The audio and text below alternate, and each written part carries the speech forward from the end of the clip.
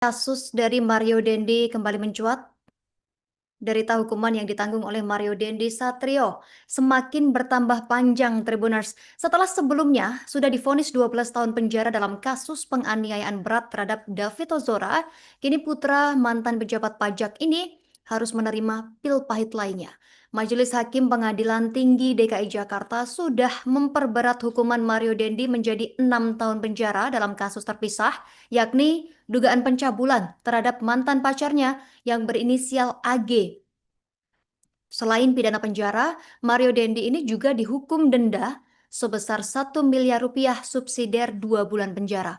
Dan putusan PT DKI dengan nomor perkara 137 garis miring Pitsus garis miring tahun 2025 PT DKI ini mengubah putusan di tingkat Pengadilan Negeri Jakarta Selatan yang menjatuhkan vonis 2 tahun dengan denda 1 miliar rupiah subsidiar 2 bulan penjara. Majelis Hakim yang terdiri dari Istiningsih Rahayu selaku Hakim Ketua dan 2 hakim anggotanya Teguh Herianto serta Budi Susilo meyakini bahwa Mario Dendi ini sudah terbukti atau telah terbukti melakukan tindakan melawan hukum berupa membujuk anak melakukan persetubuhan secara berlanjut. Selain kasus pencabulan, nama Mario Dendi lebih dahulu dikenal publik dalam kasus penganiayaan terhadap anak pengurus GP Ansor David Ozora. Masih terhubung terkait informasi Mario Dendi Tribuners. Mahkamah Agung menolak kasasi kasus pencabulan dengan terdakwa Mario Dendi Satrio. Hal ini membuat Mario Dendi harus menjalani hukuman 18 tahun penjara dalam 2 perkara. Mario Dendi awalnya dihukum dalam kasus penganiayaan terhadap Kristalino David Ozora. Kasus penganiayaan ini terjadi pada Februari 2023 lalu, Tribuners, dan perkara penganiayaan itu bikin heboh karena Mario Dendi merupakan anak mantan pejabat Dijen Pajak Kementerian Keuangan Rafael Alun Trisambodo yang memiliki harta puluhan miliar rupiah. Kasus penganiayaan ini kemudian membuat harta Rafael Alun juga dikuliti oleh netizen. Salah satu yang menjadi sorotan yakni ketiadaan mobil Rubicon yang dipakai Mario Dendi saat penganiayaan terjadi dalam laporan harta kekayaan penyelenggara negara LHKPN Rafael Alun.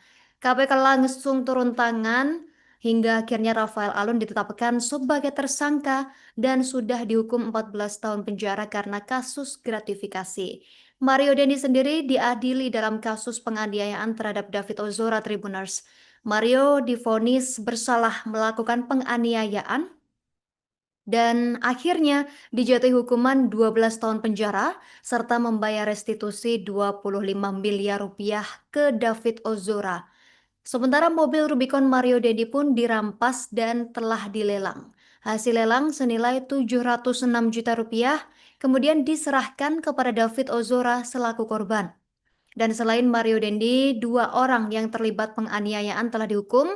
Mereka adalah AG yang divonis 3,5 tahun penjara dan Shane Lucas yang dihukum 5 tahun penjara. Seiring berjalannya proses hukum kasus penganiayaan ini, AG juga melaporkan Mario Dendi yang merupakan pacarnya saat peristiwa penganiayaan terjadi ke polisi atas dugaan pencabulan. Polisi melakukan pengusutan dan menetapkan Mario Dendi ini sebagai tersangka dugaan pencabulan, Tribuners. Pencabulan ini terjadi saat AG berstatus anak di bawah umur. Mahkamah Agung MA menolak permohonan kasasi yang diajukan Jaksa Penuntut Umum JPU dan Mario Dendi Satrio terkait pencabulan anak. Saat ini, Mario Dendi Satrio juga sedang menjalani hukuman dalam kasus penganiayaan.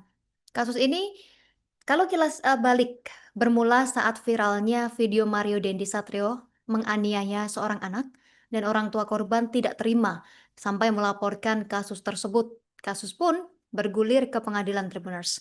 Mario Dendi Satrio akhirnya dihukum 12 tahun penjara dan telah berkekuatan hukum tetap. Dan dalam proses ini terungkap juga bila Mario Dendi Satrio pernah mencabuli seorang perempuan yang masih anak-anak dan akhirnya Mario Dendi Satrio kembali diadili lagi dan pada 12 Juni 2025 Pengadilan Negeri Jakarta Selatan PN Jaksel menyatakan Mario Dendi Satrio terbukti membujuk anak melakukan persetubuhan dengannya yang dilakukan secara berlanjut dan menjatuhkan hukuman 2 tahun kepada Mario Dandisatrio. Tapi selain itu, juga dikenai denda 1 miliar rupiah subsidi 2 bulan. Kemudian putusan ini diajukan keberatan ke tingkat banding dengan amar disamarkan. Dan atas putusan itu, JPU dan Mario Dandisatrio sama-sama mengajukan kasasi. Apa kata MA? MA menolak permohonan kasasi yang diajukan oleh Jaksa Penuntut Umum JPU dan putusan ini diketok oleh Ketua Majelis Dwi Arso Budi Santiarto dengan anggota Profesor Dr. Yanto dan Dr. Ahmad Setio Pujoharsoyo dan panitera pengganti Adiati Rofita, dan putusan tersebut diucapkan pada 13 November 2025.